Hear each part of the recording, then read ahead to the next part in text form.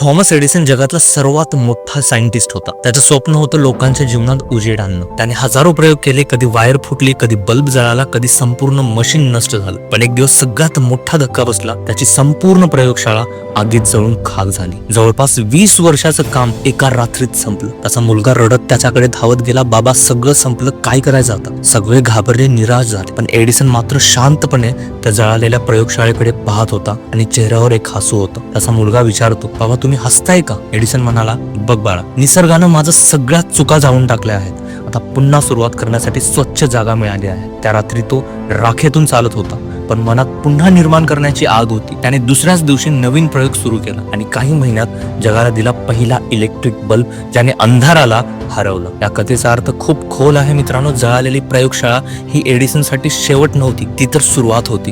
कारण जिथं इतरांना एंड दिसतो तिथे विजेते ऑपॉर्च्युनिटी पाहतात. कधी कधी देव सगळं तोडतो जेणेकरून तू पुन्हा स्वतःला नव्याने घडवू शकशील. म्हणून लक्षात ठेव, जर तुझं आयुष्य आज राख झालं असेल तर घाबरू नको. कदाचित उद्या तिथूनच प्रकाश जन्म घेईल. जर ही गोष्ट तुझ्या मनाला भिडली असेल तर कमेंटमध्ये तुझं मत सांग आणि या रीलला नक्की सेव्ह करून ठेव, कारण तुला रोज आठवेल की अपयश म्हणजे संपणं नाही, तर ते म्हणजे नव्याने उजळणं.